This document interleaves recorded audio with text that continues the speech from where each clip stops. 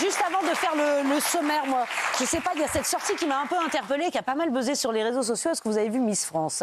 Miss France qui a été interviewée et on lui a posé la question sur Sud Radio. Est-ce que vous êtes Charlie, Miss France ? Elle s'est retrouvée un petit peu mal. Miss France qui préfère aussi Yann Barthès à Cyril Hanouna. Je voudrais juste qu'on en dise un petit mot. Regardez. Vous êtes Charlie ?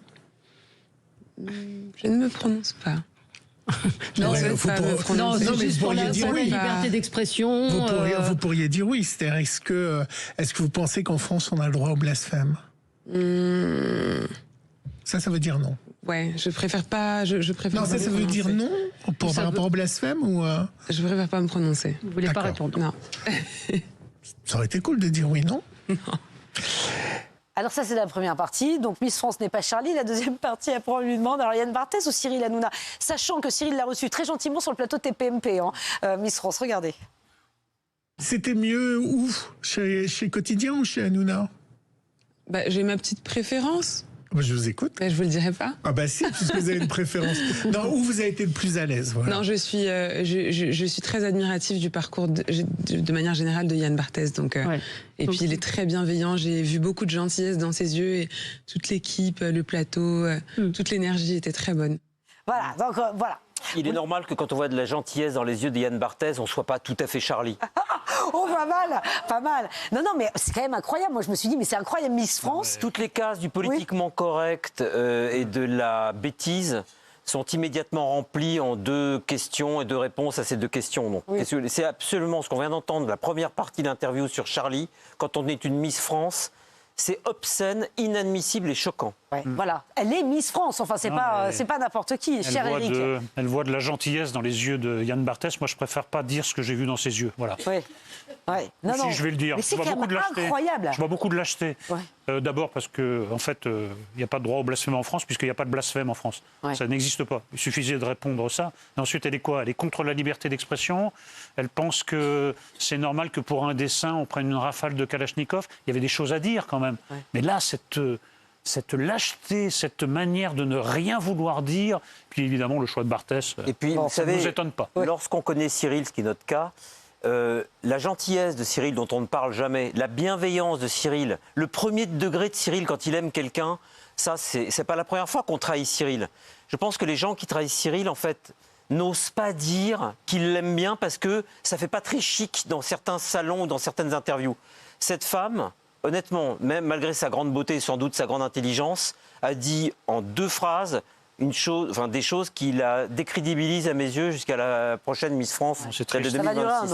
Ça va durer un an. Mais je ne suis pas Charlie. Je trouve ça terrible. Gravissime. 10 ans après, surtout 10 ans après. Enfin, je veux dire, on ne soit pas Cyril, on peut, mais ne pas être Charlie, c'est gravissime. Oui, c'est gravissime. Moi, j'ai un peu de mal. Je pense est-ce qu'on a oublié ce qui s'est passé il y a 10 ans ? Est-ce qu'on a oublié ce qui s'est passé il y a 10 ans ? Enfin, il y avait des millions de personnes dans les rues. Souvenez-vous, je suis Charlie, ça ne veut pas dire je soutiens Charlie Hebdo ou sa façon de penser ou c'était pas ça. Non, mais c'est au-delà de ça. Mais vous savez, il y a un point commun entre Charlie et Cyril.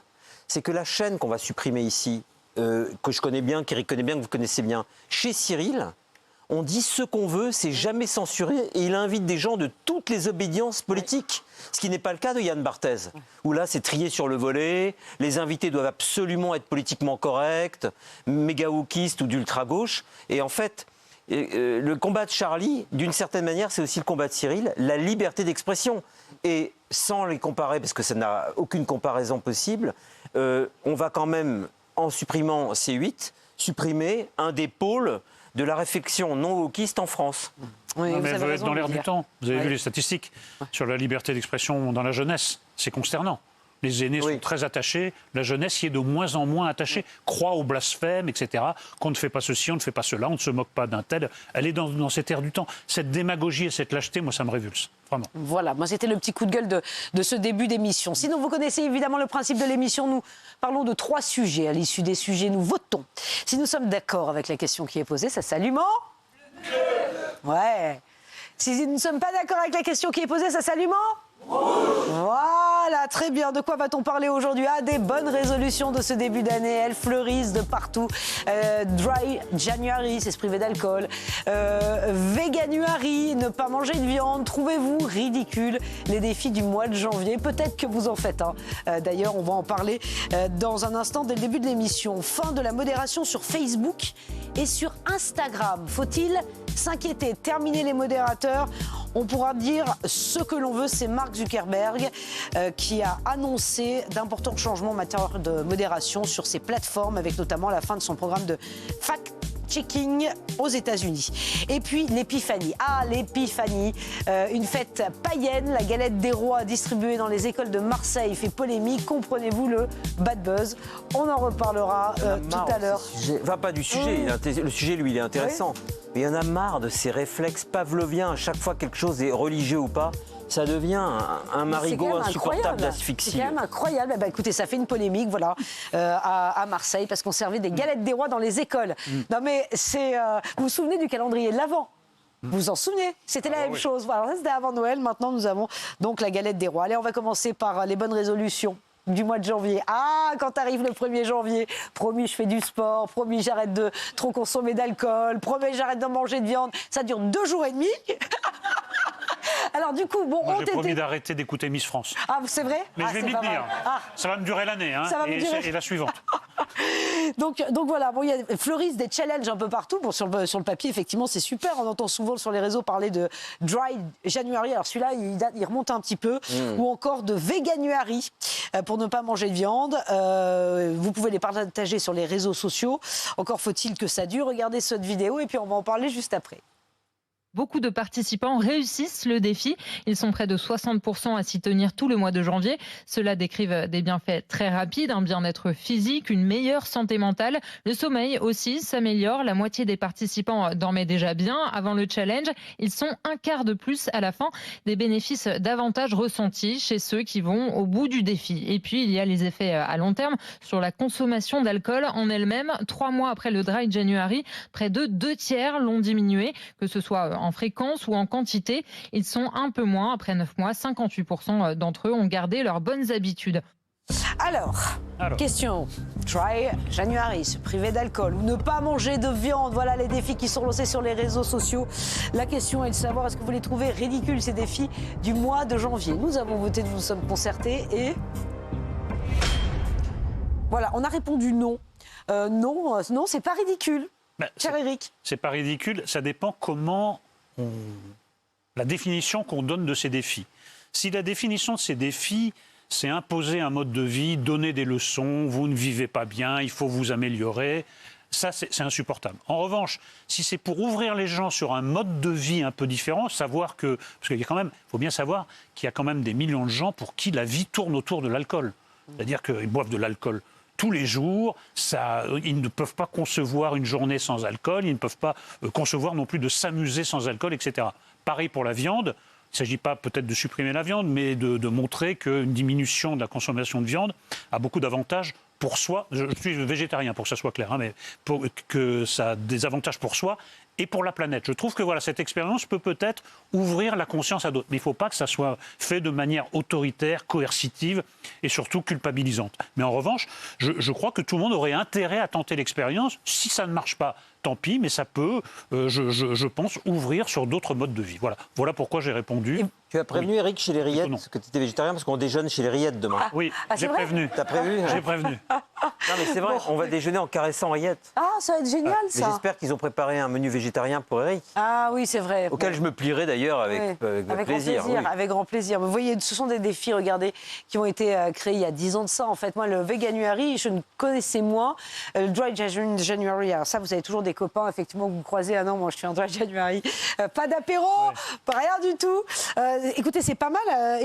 Yann, vous en pensez quoi? C'est très difficile de passer en deuxième, c'est la tradition, je la respecte, j'aime bien, parce que c'est très difficile. Les cas où c'est facile, c'est quand on n'est pas d'accord du tout. On prend le contre-pied. Ce qui est facile, c'est quand on est d'accord, mais qu'on a trouvé un autre angle. Et ce qui est difficile, comme aujourd'hui, c'est quand on est d'accord et qu'on n'a pas trouvé un angle très différent. Donc si vous voulez qu'on passe à autre chose et qu'on passe plus de temps sur les sujets suivants, ça me va. Ça concerne quand même du monde. Le Dry January, c'est environ 10 millions de Français qui y participent chaque année. Alors le seul problème, c'est que vous tenez au mois de janvier, bon c'est déjà pas mal, un mois sur les 12. C'est mieux mais que rien. Généralement, à partir du 1er février, en avant, c'est reparti comme en 40. Il faudrait savoir si le fait psychologiquement de s'être serré la ceinture en janvier implique mécaniquement qu'en février, on fait 2 fois plus que ce qu'on aurait fait si on n'avait pas fait ça en janvier. Ouais. Oui, ça c'est la vraie question. Regardez, écoutez, on va écouter ce médecin qui parle des impacts du Dry January sur notre santé. Le principal impact, ça va être un impact sur notre perception. Ça va avoir 4 effets à court terme. Il va y avoir un regain d'énergie, 2, une amélioration de la qualité de sommeil ressentie, un regain de concentration et une diminution de l'anxiété. Ça, c'est les effets à court terme. Probablement, c'est ceux qui peuvent déjà pousser à faire un Dry January. Mais les effets les plus intéressants, c'est probablement les effets à long terme. Le premier, c'est que ça permettrait d'augmenter votre capacité à réduire votre consommation au long terme. Et la deuxième, qui selon moi est probablement la plus intéressante, c'est que ça vous permet de prendre du recul sur votre propre consommation et surtout sur l'injonction sociale parfois que l'on peut avoir à boire de l'alcool en société. Moi, j'ai une question philosophique que je me pose depuis toujours. Est-ce que la société serait plus violente si on supprime, admettons qu'on supprime définitivement l'alcool, que l'alcool soit interdit dans le monde entier, comme ça, on imagine.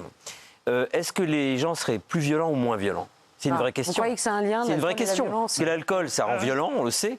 Mais est-ce que l'absence d'alcool totale, l'impossibilité totale d'en fabriquer, d'avoir accès, rendrait les gens encore plus fous de rage et de violence?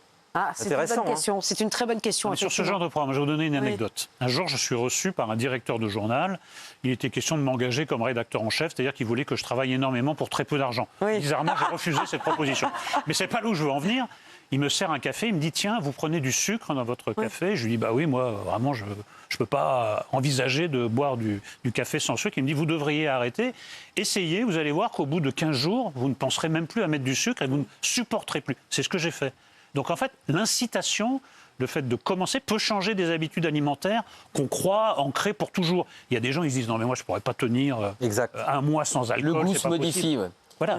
Je pense que ça peut servir de déclic. Maintenant, faisons-le avec pédagogie. Bon, regardez en tout cas sur TikTok, il y a beaucoup de vidéos autour du Dry January. Vous n'êtes pas seul si vous le faites, ou le Veganuary. Regardez. Le Veganuary avec un basique incontournable, le parmesan végétal. Veganuary jour 8, transforme tes feuilles de chou-fleur en un délicieux velouté anti-gaspi, parfait pour l'hiver. Veganuary jour 5, redécouvre le chou-fleur avec cette recette de chou-fleur rôti et sa sauce cacahuète. Et si tu faisais une pause sur les boulettes de viande, découvre ma recette facile et délicieuse de boulettes de lentilles. Commence par cuire les lentilles 20 minutes dans de l'eau bouillante avec une feuille de laurier, puis égoutte-les. Mixe oignon, ail, ajoute les lentilles avec de la farine, un cube de bouillon émietté, du concentré de tomate et du poivre. Voilà, il y a plein de recettes, effectivement. Si ça vous intéresse et que vous voulez vous aussi essayer de réduire votre consommation de viande ou vous en passez totalement, il y a plein de recettes qui pullulent. Mais il faut un petit peu de temps. Déjà, cuire les lentilles 20 minutes, après il faut fabriquer les boulettes, ça prend un peu de temps, quoi. C'est ça le problème. Oui, mais enfin, là, c'est un autre rapport quand même à la nourriture. Parce que là, il faut quand même donner de son temps. Tandis qu'un steak, vous l'achetez, mais c'est ça. Mais c'est ça. Non, mais c'est pas mal, c'est un autre mode de vie. Après, il faut pouvoir se le permettre. Il faut avoir le temps, il faut avoir l'argent. Bon, bref. Ouais, c'est pas évident. C'est un truc de bobo, ça, ce qu'on vient de voir, là, la petite vidéo. Oui, c'est un truc de bobo. Vraiment, être à Paris. Non, mais c'est vrai, c'est vraiment là, on est dans le boboïsme le plus intégral, on va pas se mentir. Regardez, écoutez, on a peut-être aussi des personnes qui sont contre les Dry January. Je voudrais qu'on écoute peut-être dans l'émission de Pascal Praud et vous, sur Europe 1, on a entendu le maire de Châteauneuf-du-Pape. Alors évidemment, à Châteauneuf-du-Pape, le maire de Châteauneuf-du-Pape, évidemment, il n'a pas du tout envie de la consommation. Voilà, il a poussé un coup de gueule, vous allez voir, sur le Dry January. On ne sait jamais jusqu'où vont aller les interdictions. En fait, il y a un horizon qu'on croyait indépassable, mais on se demande quand est-ce qu'il se terminera et si on y verra à la fin, qui est celui des interdictions universelles. Et petit à petit, on se rend compte, c'est la philosophie qui préside à tout ça, qu'il y a une philosophie de rétrécissement de l'individu. Bientôt, on sera soumis à n'être plus rien. C'est vraiment assez insupportable de voir que cette culture, alors je ne sais pas par qui elle est importée, elle vient d'Angleterre, mais je suis très surpris, parce que les Anglais sont de gros amateurs de vin la plupart du temps. Elle est le fruit d'un petit cercle, une intelligentsia qui a décidé de tout interdire. Voilà, vraiment. Alors, et au sujet du véganuary, on n'a pas demandé au président du syndicat des bouchers. Moi, je voudrais avoir son opinion. Non, mais c'est pas sérieux. C'est insupportable. On peut rien dire. Là, c'est vraiment le complot d'un petit cercle. Non, ouvrez un peu votre esprit. Évidemment, ça va contre ses intérêts, les intérêts de sa commune. Simplement, il se trouve quand même que ce qui rapporte beaucoup, l'alcool rapporte beaucoup à certains, mais coûte beaucoup à la communauté, il faut bien dire. Je parle des excès d'alcool, je ne parle pas de boire un verre de temps en temps. L'alcool fait énormément de ravages. Vous avez raison, 49 000 décès par an. Quand même. 49 000 décès par an. Alors quand on consomme de l'alcool en grande quantité, évidemment, il faut consommer de l'alcool avec modération. Avec modération, voilà, c'est un moment de convivialité que vous partagez avec des amis, votre famille. C'est très bien, c'est très bien. Voilà, tout est une question de dosage en fait. Non mais c'est vrai, tout est une question de dosage. Je ne sais pas ce que vous en pensez chez vous, peut-être que vous êtes en tout cas très nombreux à faire ces défis du début d'année. C'est pour ça qu'on voulait en parler. Ouvrez-vous la gueule avec modération. Voilà. C'est le message du maire de Châteauneuf-du-Pape. Regardez, alors attendez, juste avant, le Hard Challenge. Il y a un autre challenge aussi qui est lancé en ce début d'année. Regardez la vidéo. Regardez. Le 75 Hard, c'est un challenge qui vient des États-Unis dans lequel tu dois être absolument discipliné et constant. Tu vas avoir jour 1, jour 2, jour 3, tu vas devoir suivre des contraintes, des conditions, on va dire. Et si tu te loupes, le jour d'après, tu dois recommencer le jour 1. Donc c'est assez chaud à faire. Tu as une partie physique dans laquelle tu dois faire 2 entraînements de sport pendant 45 minutes tous les jours, dont un à l'extérieur. Il y a une partie alimentation, tu dois pas boire d'alcool, consommer de l'alcool. Tu dois boire 2 litres d'eau par jour minimum. Tu dois lire 10 pages d'un livre qui n'est pas une fiction. Tu dois te prendre en photo tous les jours.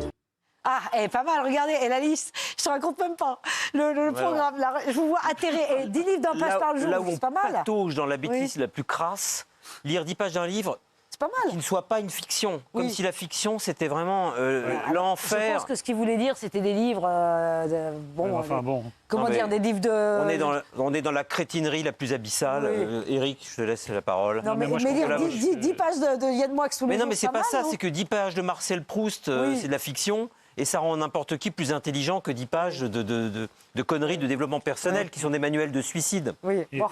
Et comment on fait quand on a une vie par ailleurs? Là, c'est un plein temps, là. Là, c'est un plein temps, voilà. Exactement. Je ne sais pas comment faire rentrer ça dans son emploi du temps, mais bon. Écoutez, en tout cas... Plus 3,8 d'eau de flotte par jour, ils veulent se noyer ou quoi, les gars? Et pas d'alcool. 4 litres d'eau par jour, il faut le faire. Non, mais c'est incroyable. En plus, je ne crois pas que ça soit une bonne idée, 3,8 litres non plus par jour. Écoutez, 3,8, c'est beaucoup, non. C'est quand même beaucoup, effectivement. Ils doivent confondre avec la bière, là. Oui, c'est ça. Mais alors, à la bière, c'est non. C'est non. À consommer avec modération. Et dans un instant, on va parler de la fin de la modération. Parce que vous avez remarqué qu'il y a beaucoup de gens qui sont incapables de qui sont incapables de boire 3 litres de flotte par jour, mais 5 litres de bière ne posent aucun problème. Voilà, c'est ça. Eh bien, écoutez, allez, on va parler de la fin de la modération sur Facebook et sur Instagram. Faut-il s'inquiéter dans un tout petit instant? On parlera aussi de cette nouvelle polémique sur la galette des rois. Après le calendrier de l'Avent. Voilà, on se retrouve tout de suite sur C8. À tout de suite.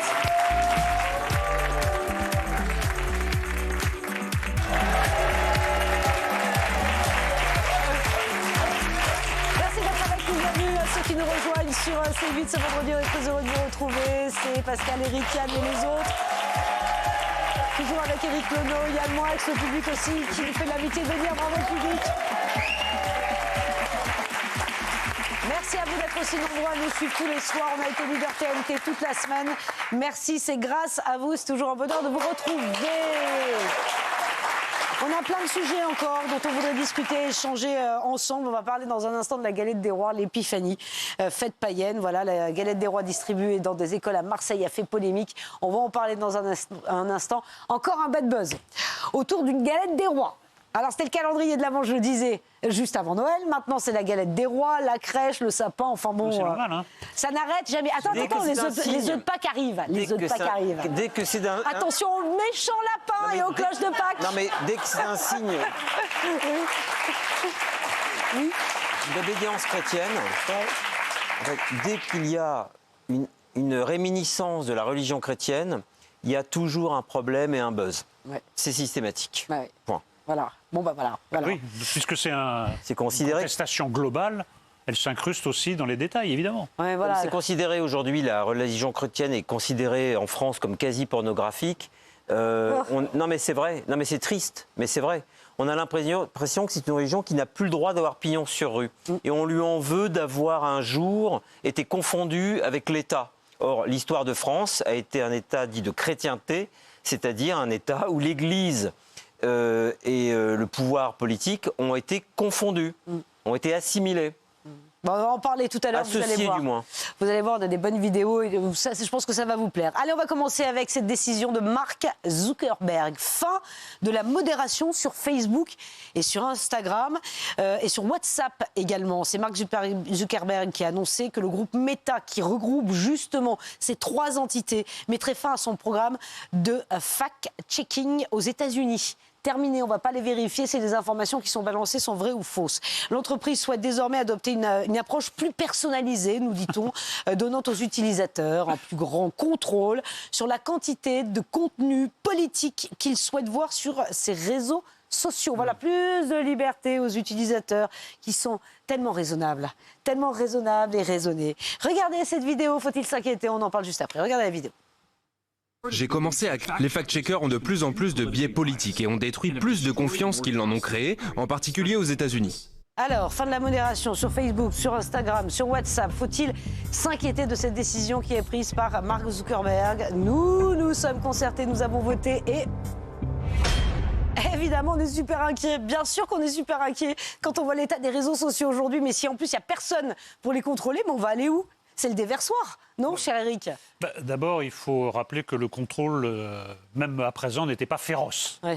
Vraiment, pour se faire censurer, il fallait vraiment y aller. Bon, ensuite, Mark Zuckerberg, qui est d'une hypocrisie quand même, qui donne une idée de l'infini, qu'est-ce qu'il veut? Il veut plus de circulation et plus de pognon. Il veut plus de contributions, plus de pognon. Bon, voilà, ça, c'est la fin de l'histoire. En revanche, là où c'est quand même très, très grave, c'est que maintenant, les réseaux sociaux vont inscrire dans la réalité ce dont Donald Trump a rêvé, c'est-à-dire une vérité alternative. C'est-à-dire, si vous ne vérifiez plus la véracité des faits, je ne parle pas de « je suis d'accord, pas d'accord », mais il y a des choses qui sont vraies, il y a des choses qui sont fausses. Si vous ne vérifiez plus ça, ça veut dire qu'en effet, il n'y aura plus de vérité. Chacun sera détenteur de sa propre vérité et pourra l'exposer sur les réseaux. Et d'ailleurs, nous y sommes tous confrontés. Combien de fois j'ai lu, par exemple, me concernant, un commentaire sur quelque chose que je n'avais pas dit, pas fait, et vous ne pouvez pas vous défendre, en fait. Vous ne pouvez même pas dire « non, je n'ai pas dit ça ». Non, c'est pas moi, puisque je l'ai entendu, ce que vous l'ayez dit ou pas, ça compte.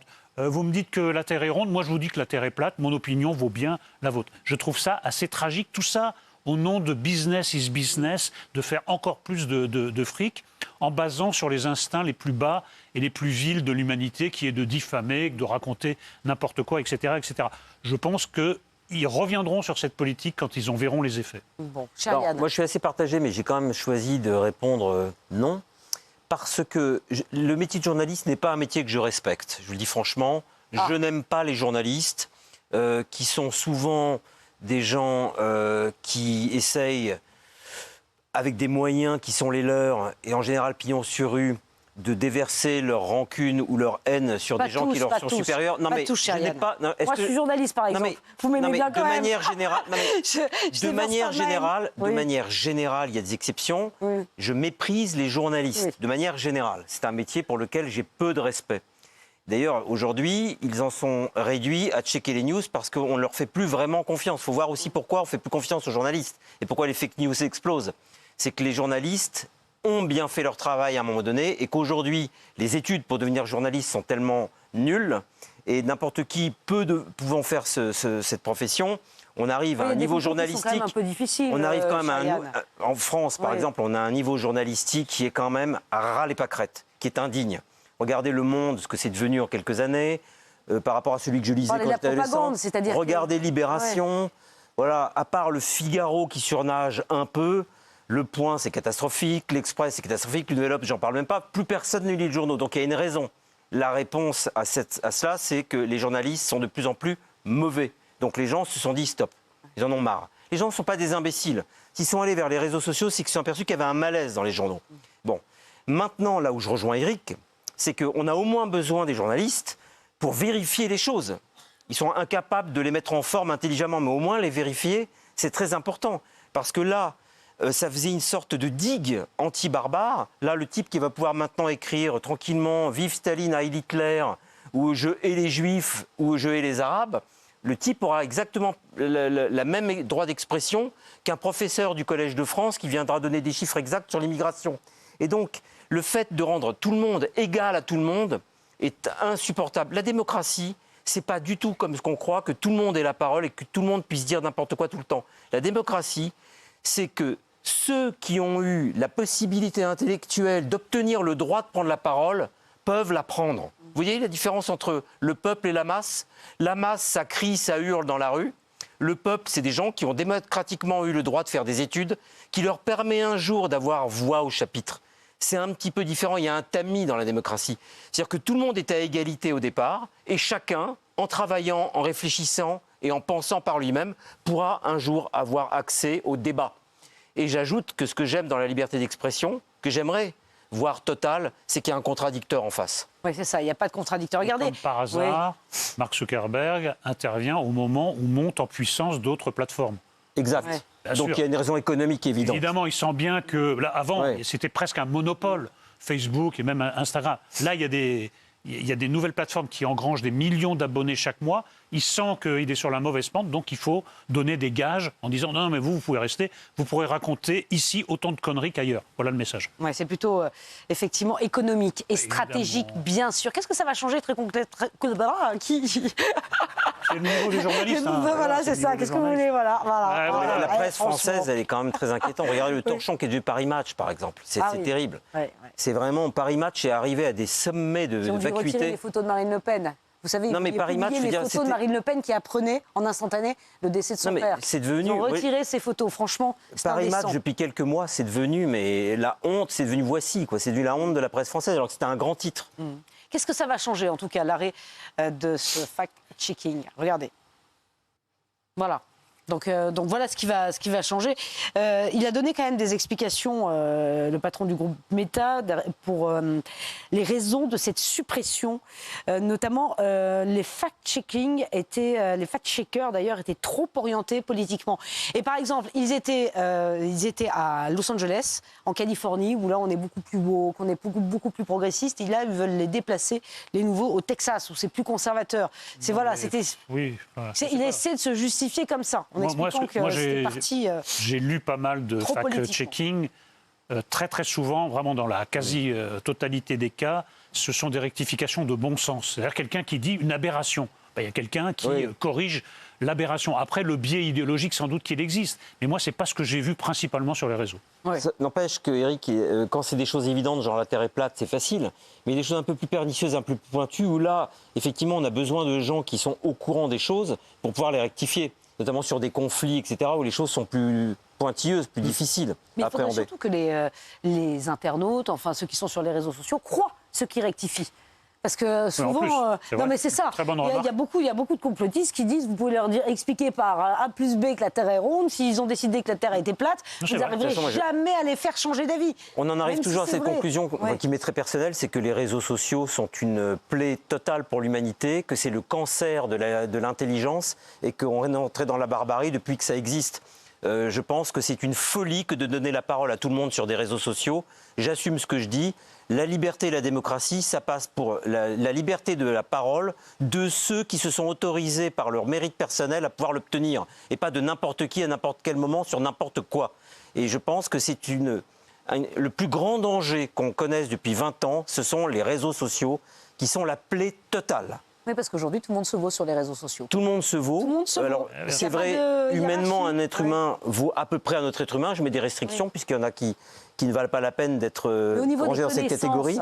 On ne peut pas mettre tout le monde sur le non, il me semble pas. Qu'un prix Nobel de littérature ou de physique soit mis à égalité avec le cousin de la voisine qui a violé sa petite sœur, me semble insupportable, pour vous dire les choses. Non, mais c'est ça. Enfin, c'est vrai, là, vous forcez le trait, évidemment. Ce qui est particulièrement écœurant, c'est de contester ce que vient de dire Yann, qui est parfaitement exact, en mettant en avant de pseudo-raisons philosophiques, alors qu'on est dans des histoires de pognon et de business.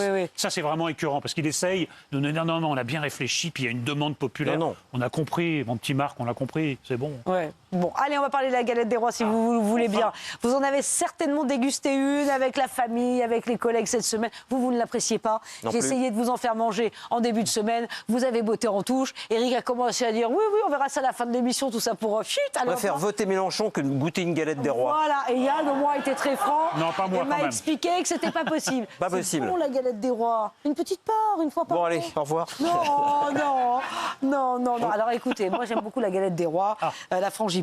Je vous donne ma part. Une fois de temps en temps, une fois. Moi j'ai eu la fève. Moi, ce que je comprends pas, c'est que pourquoi pas donner la fève directement, ça évite de manger la galette. Ah oui, c'est vrai. Non, c'est mignon, c'est sympathique. En tout cas, ça fait des plein de produits, de trucs. Mais si elle est faite par un pâtissier. C'est bourré de machin, de cholestérol, de gras, de frangipane, de produits cancérogènes.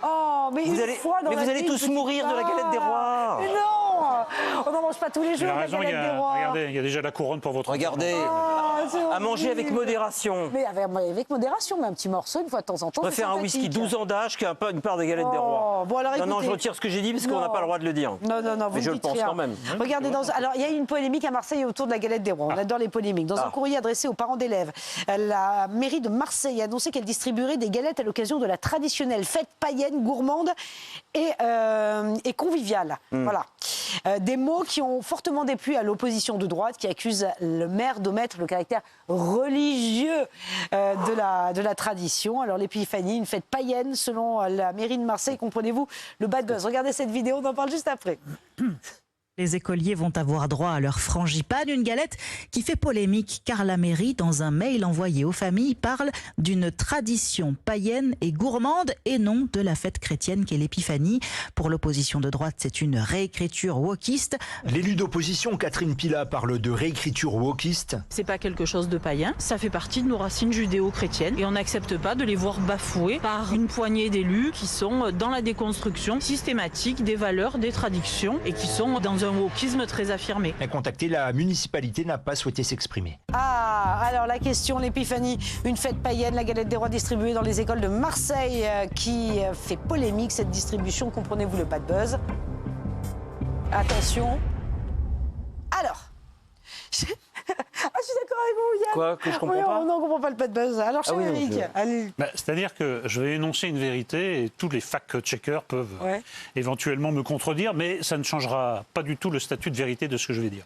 La France a été façonnée historiquement, géographiquement, spirituellement par la religion chrétienne. Point. Alors, sur cette histoire de galettes, de deux choses l'une.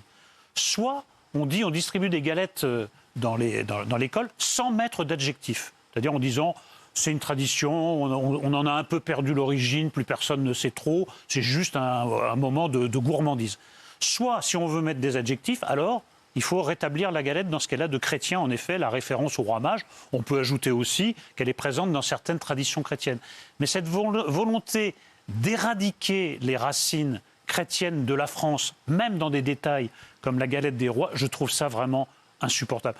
C'est du révisionnisme historique et en effet, tout ça est porté par des courants de pensée wokistes, islamistes, etc. Donc vraiment, même si ça peut paraître un peu dérisoire, il faut s'opposer à ces petites défaites de l'esprit français car la galette française fait partie de nos traditions pour certaines raisons et ces raisons sont en partie chrétienne. Exactement, ce n'est pas une fête païenne, gourmande et conviviale. Ça peut l'être aussi. Ça peut l'être aussi. Mais pas que, voilà, c'est ça. Non, il faut que ça soit complet. Oui, il faut que ça soit complet, oui, tout à fait, cher Yann. Le calendrier qu'on utilise, le calendrier grégorien est un calendrier chrétien. Le dimanche, c'est le jour du Seigneur. En fait, on vit dans une société où tout a été sécularisé, mais 90% des choses qu'on vit tous les jours, quand ça ne vient pas du consulat de Napoléon Bonaparte, ça vient de l'Église catholique. D'accord ? Ça, c'est évident. Qu'est-ce que l'épiphanie ? C'est très simple. C'est le moment précis où Jésus cesse d'être Jésus pour devenir le Christ. C'est-à-dire que le Messie se réincarne et il est reçu par les rois mages. La réincarnation, c'est très important. C'est ce qui d'ailleurs distingue les Juifs des catholiques ou des chrétiens. C'est que dans la religion juive, le Messie arrive dans 5 minutes.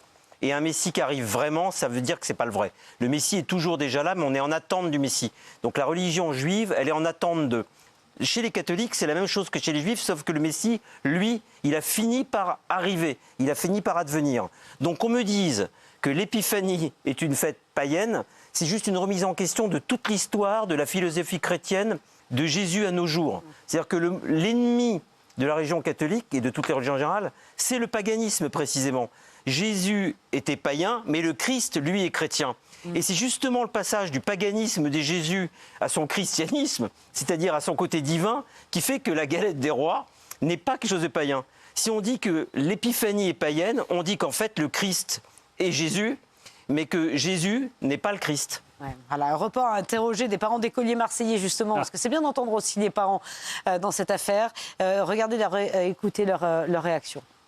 Le mail reçu par les parents et grands-parents comme Alice provoque l'incompréhension. On l'a fêté aujourd'hui avec lui, justement. Hein, on a mangé la galette. On l'élève dans cette tradition. Pour moi, c'est chrétien, il n'y a pas de doute. C'est triste que ce soit présenté comme ça. C'est le reniement de nos 2000 ans de civilisation. Une communication maladroite pour Georgia, maman d'une écolière de CM1. Moi, je trouve que c'est un peu idiot de volontairement ne pas en parler. Laisser libre choix, laisser comme un flou artistique. Pour moi, ça m'irait bien. Comme ça, chacun est libre de décider comment il en parle. Pour Françoise, grand-mère attachée aux traditions, c'est une politisation malvenue. C'est un peu désolant, parce que maintenant, on n'a même plus le droit de dire les fêtes de Noël. Il faut dire les fêtes de fin d'année. Catholique, bientôt, on va falloir se cacher.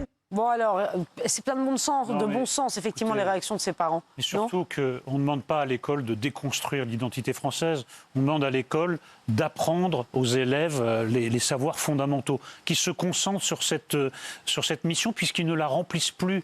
Nous sommes la risée de toute l'Europe, nous sommes en bas de tous les classements, nous sommes même en mathématiques les derniers d'Europe. Regardez sur les réseaux sociaux, nous allons en parler, regardez le niveau de l'orthographe, de la grammaire, de la syntaxe. C'est une dégringolade absolue et l'urgence, c'est de transformer une fête chrétienne en une fête païenne. Enfin, ces gens-là sont dingues. Et souvenons-nous, Eric, que la religion la plus persécutée en ce bas monde est quand même la religion chrétienne. Bon, voilà, donc dans le monde. C'est dit. Bon, mais écoutez, si vous mangez une galette ce soir, vous penserez peut-être à nous. Merci beaucoup de nous avoir suivis. Tout de suite, c'est Cyril Hanouna. À lundi, bon week-end. Et à ce soir sur Europe 1.